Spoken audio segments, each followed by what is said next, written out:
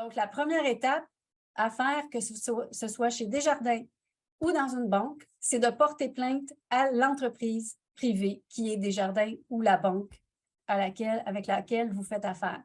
Pour ce faire, vous allez à la page ici, www.connexion-u.org. Vous allez à la page d'accueil. De la page d'accueil, vous avez l'onglet ici, « Démarche pour porter plainte », ici. Et vous allez descendre, pour ceux qui n'ont pas encore porté plainte, vous allez dans « Plainte générale ». Vous allez voir pourquoi porter plainte, à quoi ça sert de porter plainte, donc dans les 3 cas de figure. Pour porter plainte à Desjardins, vous avez 3 étapes à faire. Celle-ci.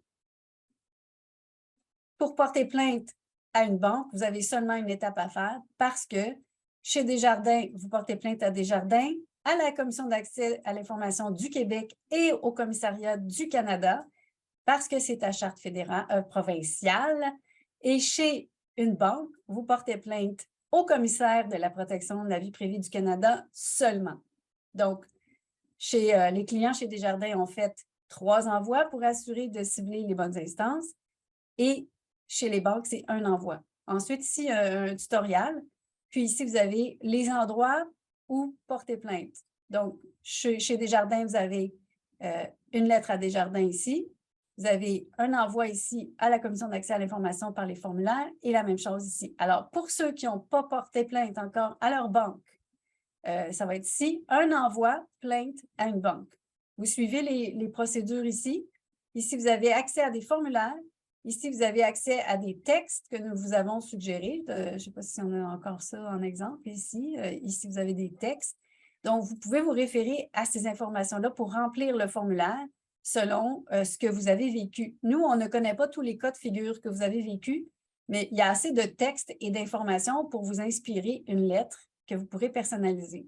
Puis c'est très important de porter plainte. Puis vous voyez ici, en transmettant une plainte aux commissaires québécois et canadiens qui sont les chiens de garde, vous leur demandez de déterminer si cette façon de procéder est légale. Dans le cas contraire, Desjardins se verra ordonner, et les banques, évidemment, de cesser cette pratique. Je vais vous parler maintenant de la demande, la fameuse demande de retrait du consentement. Vous allez procéder à cette demande ici en demandant à Desjardins de retirer votre consentement sans qu'il y ait de conséquences sur votre compte accédé en ligne. Voici le modèle que nous avons fait pour vous. Donc ça, c'est un formulaire qui existe déjà, mais nous, on a écrit un texte. Donc, c'est à vous de décider si vous gardez ce texte, mais il est bien rédigé par notre équipe. Donc, vous avez juste à rajouter la ville ici et à la fin, vous ajoutez signature, nom, adresse, etc. Et vous envoyez une copie conforme à la Commission d'accès à l'information. C'est important qu'ils sachent que vous avez écrit. Donc, par la présente, je vous informe que je retire mon consentement à la nouvelle politique de confidentialité car j'ai des contraintes à y consentir, ce qui est en contravention à la loi sur les renseignements personnels dans le secteur privé, si on vous en a parlé souvent. Je vous demande de maintenir mon accès au service accédé, service essentiel pour être en mesure de continuer à faire mes transactions en ligne. Parce que jusqu'à maintenant, comme vous savez, ceux qui ont refusé de consentir n'ont pas accès à leurs données en ligne. Et ça, c'est aussi une infraction à la loi parce qu'une entreprise privée n'a pas le droit de vous demander de consentir en échange de vous priver d'un service qui existe déjà. L'obtention, je continue la lettre, l'obtention de mon consentement sous contrainte et à défaut de consentir,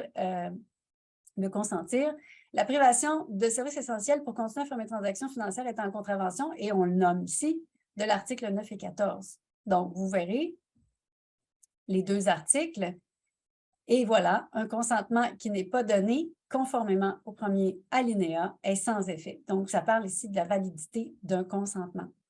Alors ça, c'est votre lettre que vous pouvez utiliser pour faire une demande de retrait du consentement chez Desjardins.